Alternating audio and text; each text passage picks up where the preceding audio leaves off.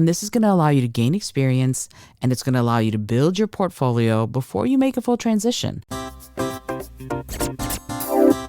Welcome to the Creative Solutions Podcast. On the show, it's my job to tease out the creative solutions my guests are coming up with to change the world through creativity, social action, and mindset. I also give you tips and techniques so you can do the same. This episode is brought to you by my class, Meditation for Busy People, where you'll learn how to relieve stress and discover clarity and joy in just 5 minutes a day. It's also brought to you by the Brain FM app and this podcast's host, Podbean. Also, follow the podcast on Instagram or TikTok and check out our shop for merch, music, and musings. The links are all in the show notes. Hey there, and welcome to the Creative Solutions Podcast. I'm your host, Izolda Trakhtenberg.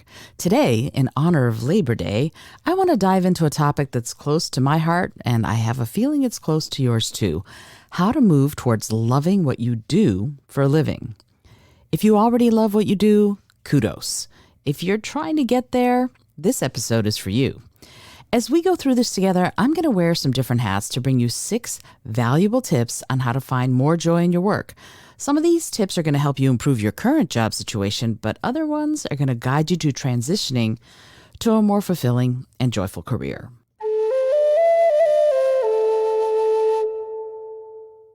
So here we go. Tip number 1. Start by bringing creativity to your current role. Sometimes the key to loving your job is to find ways to make it more engaging. Look for opportunities to add your personal touch. It can be as simple as reimagining your daily tasks, or you could suggest an innovative solution that you thought of to existing challenges you or your company are facing. Or you could even infuse creativity into your workspace. Put up posters or drawings or a fun new screensaver, anything like that, because small changes can make a huge difference in your overall job satisfaction. Tip number 2, cultivate a growth mindset. Embrace challenges like they're stepping stones to your personal and your professional development. So instead of seeing obstacles as roadblocks, I'm going to encourage you to see them as opportunities to learn and grow. You know, my favorite saying, or one of them, is sometimes you win, sometimes you learn. Every single time you're going to learn something new, you're going to grow in a different way, you're going to stretch yourself, you're going to challenge yourself, and you're going to take on new tasks, acquire new skills, and really seek ways out to expand your knowledge base. Because when you approach your work with a growth mindset, you're going to find more satisfaction and joy in the process of overcoming challenges. Tip number 3, explore your organization's creative potential. If you've got a burning desire to get more involved in creative aspects of your job, start a conversation with your supervisor or manager or even the big boss. Express your real interest in taking on new challenges and contributing your creative ideas to the team. I have an example of this from my own work. I was doing work at NASA as a contractor, and I was doing a lot of reaching out to schools and going and teaching at schools, teaching earth science and environmental science at schools and doing these special programs and workshops. This was all sort of as a funnel to my eventual rise as Earth Lady education. But at that time, I was working for someone who really wanted me to do admin. Now, if you know me, you know that admin is something I have to work hard at because it's not my natural strong suit. And so when I was sitting in that situation and we were facing an Earth Day challenge, and what I mean by that is what was the kind of programming that we were going to do for Earth Day as part of my work at NASA. And my contracting officer wanted very much for me to do the admin around what everyone else was going to do. And I really honestly felt like he was very interested in someone doing this work, and he didn't really care who that person was as long as someone did it. And in my contract, admin wasn't one of the things that was really called for. I was supposed to be there doing environmental education and outreach and science communication instead of administrative work, which truthfully, again, I'm not the greatest at. So I did as much as I could, but more and more, he wanted me to really work on that aspect of it. And in fact, later on, when he wanted me to re-sign my contract and sort of re-up, it was almost all admin. And that was when I left NASA for the final time. I kind of went, there's nothing I can do here because admin is not what I want to do. and I want to go somewhere else where I am going to do the work that I'm best suited for, because I'm not best suited for admin.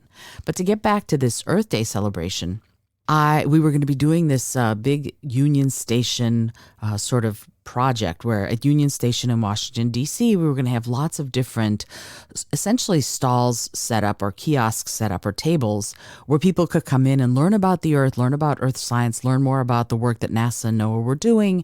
And it was really exciting. And in one of these meetings, I went, you know what I'd like to do? I think would be a great way to engage our audience, to help them figure out how to make clouds in bottles.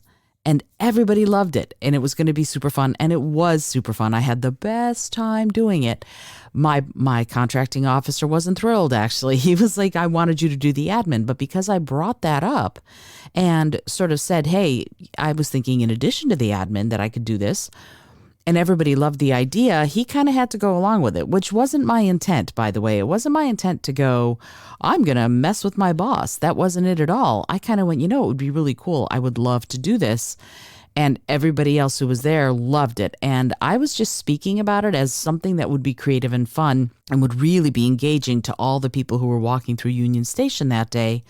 He'd wanted me to do more admin, and I was thinking, I'll do both. There's no reason why I can't do both. And for him, I guess it would have been better, truthfully, if I had talked to him about it to begin with. But I thought of it right then, which is why I said it. So there's some interpersonal relation stuff that went on with us later on. You don't need to know all about that.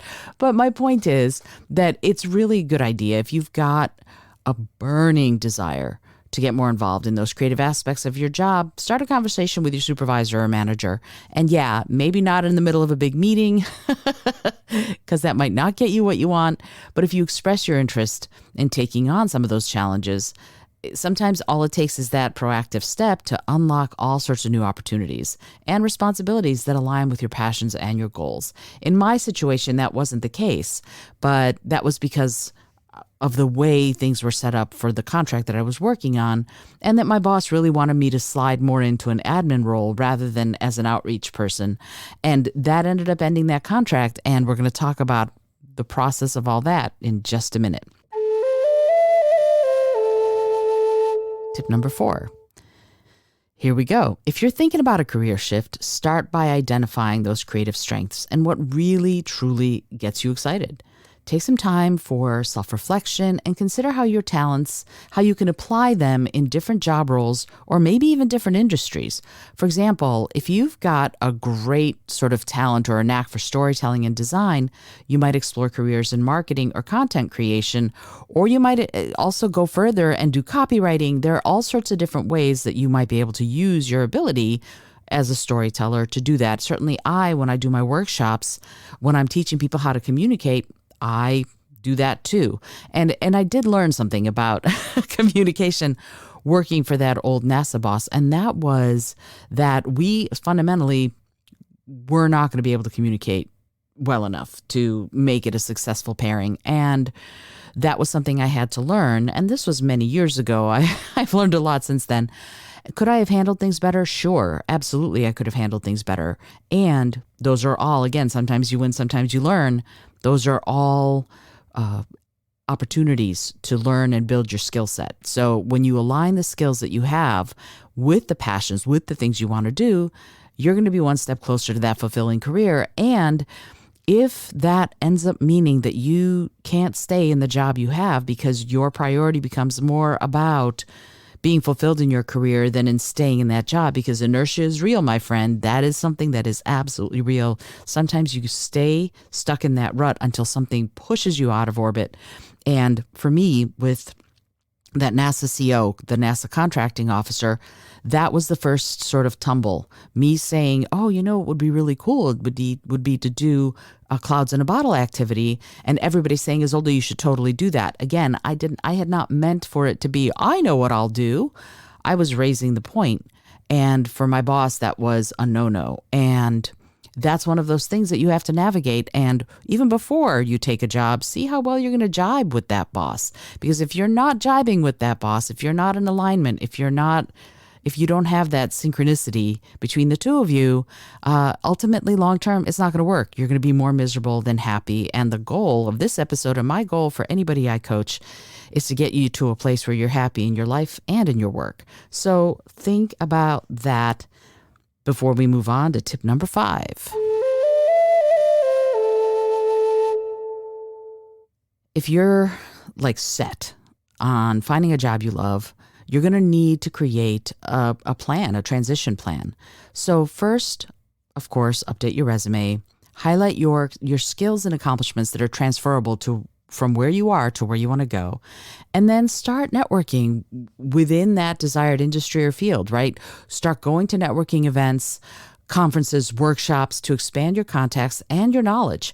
Don't hesitate to do that, because starting to go do that, starting to attend online events after work, doing anything that you can that's going to get you to a place where you are actually in the room, if you will, with the people who are making those strides, who are doing what you want to do, you let them know who you are, right? That's one of the things that's so important is they don't know you. They're not going to know you. Why would they ever hire you? So starting to attend those kinds of events and workshops to expand those contacts to expand your knowledge. Hesitating to do that actually is going to stand in your way. So even if you're an introvert, you're going to eventually have to go and sort of do it and get in there and talk to people, meet people, have your business card ready, and really let them know that there are challenges that you're looking for. And really, I want to look at the idea of going to a career counselor or some kind of mentor who can help you gain insights and support you as you navigate this journey, because it's a big one. Navigating, changing your career can be very jarring and can be very scary, but it doesn't have to be. So remember that as you're contemplating these changes. Finally, on to tip number 6, taking the leap. If you've decided you're going to leave that current job and pursue a creative endeavor, I want you to start by testing the waters, right? Launch a side project or explore freelancing opportunities or gig work while you maintain your financial stability. I am never going to say, just take this job and shove it. I'm not. We live in a world where you really need to do this stuff by stages, because if you live in a situation where someone else is paying your bills, then yeah, most of us don't. Most of us are living in situations where we're responsible for half the household, or maybe even for the whole household or for kids. So if you have the opportunity to do that, yeah, for sure. I know someone whose husband said to her, I know you want to go to law school. You do that. I will take care of everything else. You just focus on your school. They figured out a way to pay for law school. He took care of paying for everything while she was in school. She got to do that. Amazing. Most of us don't have that, so you have to do it step by step. And launching that side hustle or finding freelancing gigs. I mean, I do that all the time. I freelance all the time doing podcast editing, for example. I freelance teaching people how to speak in public. I freelance creating other people's podcasts. I freelance editing their books. These are all side hustles that I do in order to help me do my public speaking and my education outreach, and also this podcast. So, and one of my other side hustles is the Philosopher's Tones. I lead a holiday caroling group. Why? Again, it generates revenue, but it also is an incredibly creative thing that I do. Ironically, much as I am not great at the admin part, I am the leader and the manager of that group, so I have to do the admin. Yikes. But anyway, yeah, I want you to consider starting the freelancing gig thing, because you want to maintain your financial stability. And this is going to allow you to gain experience, and it's going to allow you to build your portfolio before you make a full transition. Having that safety net financially and having a clear vision for that creative path is going to give you the confidence you're going to need in order to take the plunge into a career that really resonates with your heart and your mind and your spirit.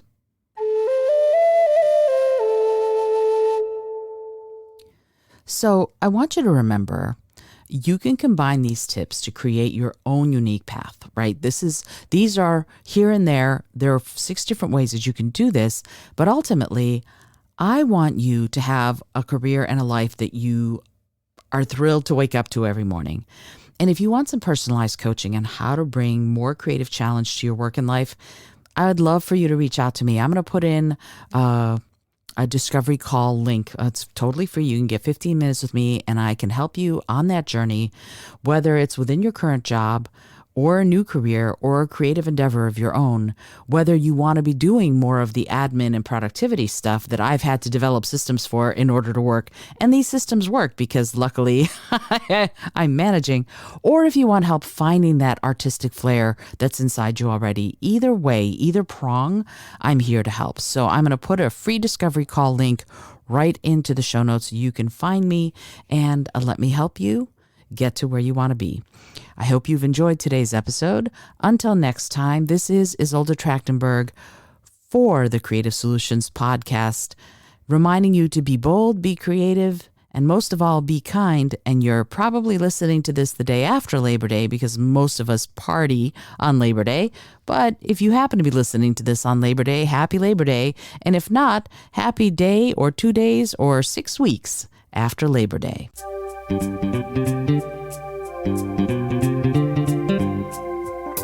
Thank you so much for joining me today. I really appreciate you being here. Please subscribe to the podcast if you're new, and it would mean the world to me if you told a friend about it. Today's episode was produced by Izolda Trakhtenberg and is copyright 2023. As always, please remember this is for educational and entertainment purposes only. Past performance does not guarantee future results, although we can always hope. Until next time, keep living what you believe in.